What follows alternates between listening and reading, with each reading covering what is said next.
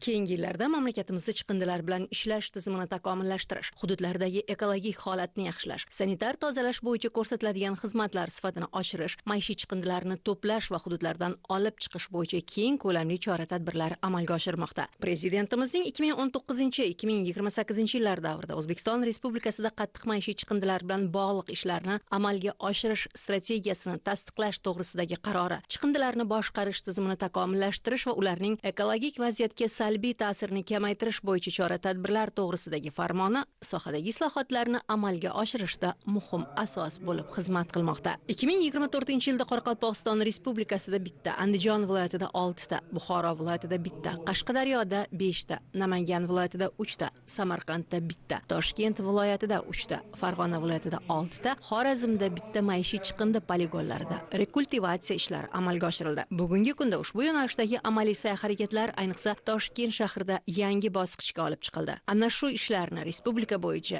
yanada ommalashtirish maqsadida Toshkent shahar hokimligida O'zbekiston Respublikasi Bosh prokuraturasi, Toshkent shahar hokimligi hamkorligida maxsus Transdavlat unitar korxonasi hamda Toza poytaxt kompleks dasturi faoliyatiga bag'ishlangan respublika seminari tashkil etildi. Unda Qoraqalpog'iston Respublikasi Vazirlar Kengashi, Toshkent shahri va viloyatlar hokimliklarining qurilish bo'yicha o'rinbosarlari, Toza hudud davlat unitar korxonasi rahbariyati, Bosh prokuratura hamda viloyat prokurorlarining o'rinbosarlari ishtirok etdi. Asosiy maqsad chiqindilar bilan ishlash va qayta ishlash tizimini takomillashtirish, bu boradagi davlat siyosatini samarali amalga oshirish, sohani raqamlashtirishdagi dolzarb vazifalarni keng muhokama qilishdan iborat. Asosiy maqsad Toshkent shahrida chiqindi yo'nalishida ishlarni raqamlashtirish, hosil bo'layotgan chiqindilarni olib chiqib ketishdan olib borib shu poligonlarga joylashtirishgacha bo'lgan masofalarda avtotransport vositalariga o'rnatilgan GPS va kameralarni qanday holatda ishga tushirib, qanday nazorat qilish olib boriladi. Maxsus trans tashkiloti hamda 7 ta muqobil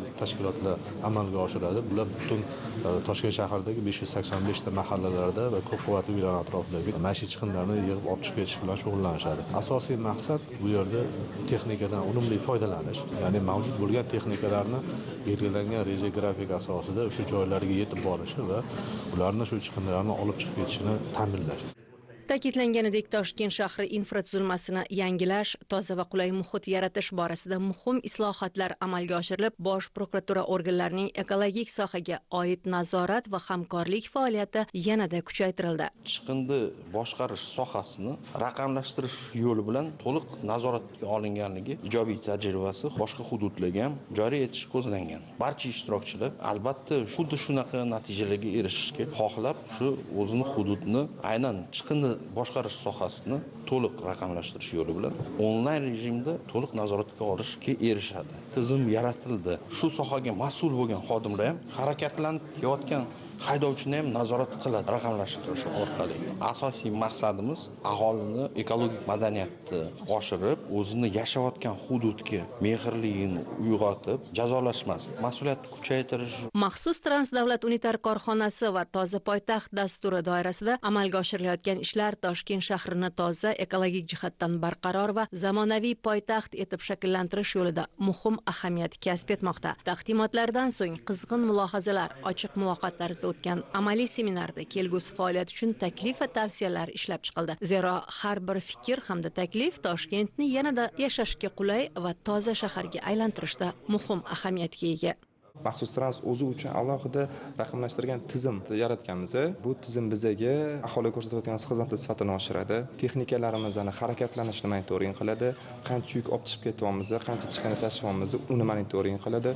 Unga sarflayotgan yoqilg'i miqdorini monitoring qiladi. Mahallalardagi og'riqli nuqtalarimiz bor. Mahallaning ichidagi qaysidir ko'chada chiqindilarni qolib ketishi, olinmasdan chiqib ketish holatlari oldini oladi 100%. Sababi tizim shunaqa ishlanganki, mahallaning ichki ko'chalarini hatto necha foizigacha tozalaganmiz, necha foizini chiqindilarni olib chiqib ketganmiz. Hammasini monitoring qilib, hammasini ko'rsatib beradi ko'cha-bay.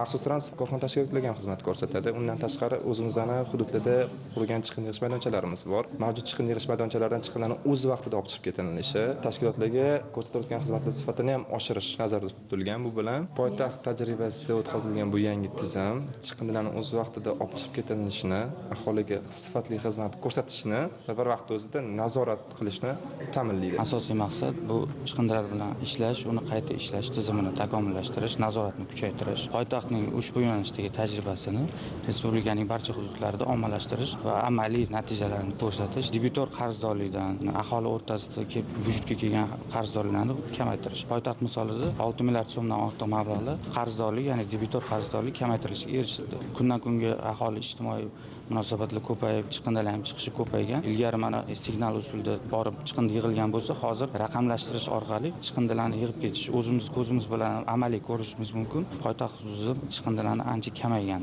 Raqamlashtirish orqali mahallalarga, hududlarga, ko'chalarga yuzdan tanib olish orqali noqonuniy chiqindixonalarni tashkil qilgan, noqonuniy chiqindini ko'chaga tashlab ketish holatlari bo'yicha jarimalar qo'llanilyapti. Ishtirokchilar tadbir doirasida poytaxt mahallalaridagi chiqindi yig'ish maydonchalari faoliyatini ko'zdan kechirdilar. Masalan, Yunusobod tumani Turkiston mahallasida joylashgan 18-sonli chiqindi yig'ish maydonchasida ishlar ko'ngildagidek tashkil etilgan. Nazorat kamerasi hamda quyosh panellari o'rnatilgan. Har bir turdagi chiqindi uchun maxsus qutilar qo'yilgan bo'lib, gullarga burkangan maydoncha saranjom sarishta faizli ko'rinish olgan. Qatnashchilarning navbatdagi manzili Yunusobod tumanidagi chiqindini qayta yuklash stansiyasi bo'ldi. Germaniya texnologiyasi asosida faoliyat yuritayotgan stansiya Olmazor, Yunusobod tumanlariga qolaversa, Mirzo Ulug'bek hamda Shayxontohur tumani mahallalarining bir qismiga xizmat ko'rsatib kelmoqda. U raqamli Toshkent dasturiga onlayn ulangan. Chiqindi olib kirayotgan maxsus texnikaning barchasidagi yuk shu yerda tarozida o'lchanadi. 22 kishi mehnat qilayotgan stansiyada ish kecha-yu kunduz tashkil qilingan. Hududda 15 ta nazorat kamerasi o'rnatilgan. Shoxobchaga bir kunda 700-800 tonna chiqindi to'kiladi. 2 ta yirik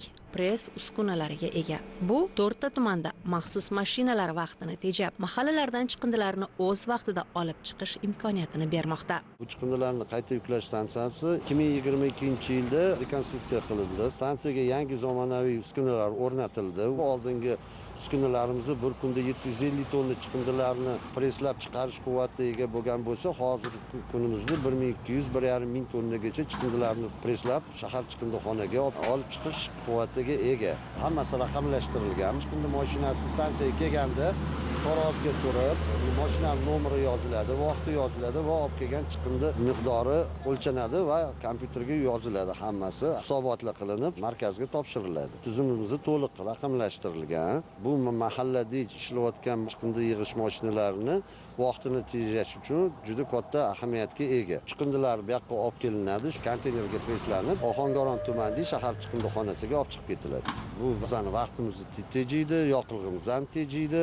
Seminar qatnashchilari ekologiya, atrof muhitni muhofaza qilish va iqlim o'zgarishi vazirligi simulyatsiya markazida bo'lishi, bu yerdagi raqamlashtirish ishlari bilan yaqindan tanishdilar. Mazkur markaz onlayn rejimida ish yuritadi. Mahallalarga GPS orqali mashina kirmasa, aholidan xizmat uchun pul olinmaydi. Avtotransport vositalarining barchasida kuzatuv kameralari mavjud. Toza makon billing tizimining GPS tizimi namunali faoliyat yuritmoqda. Vazirlik shuningdek yashil makon axborot tizimiga ham ega. Bu yerda sohaga taalluqli barcha yo'nalishlar raqamlashtirilgan. Dastur tegishli davlat tashkilotlariga integratsiya qilingan. Vazirlikning chiqindilarni boshqarish va sirkulyar iqtisodiyotni rivojlantirish agentligi faoliyati ham ishtirokchilarda katta qiziqish uyg'otdi. O'zbekiston Respublikasi Prezidentining 2025-yil 24-martdagi chiqindilarni qayta ishlash sohasini yanada takomillashtirish hamda kompleks tizimlashtirish chora-tadbirlari to'g'risidagi farmonida poligonlarda chiqindilar to'planishining oldini olish, atrof muhitga yetkazilayotgan salbiy ta'sirni minimallashtirish, chiqindilarni boshqarish, ularni qayta ishlash sohasini kompleks tizimlashtirish, muqobil energiya olish texnologiyalarini joriy etish va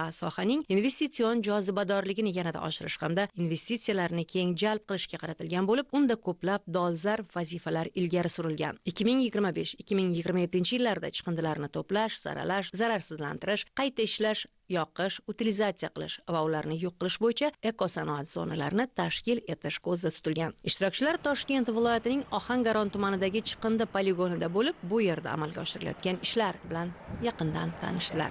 Chiqindi poligoni, chiqindi presslash joylari, jarayonlari va yaratilgan elektron tizimlar hammasi bilan bugun tanishib chiqdik. Bu narsa juda aholiga qulaylik yaratadi.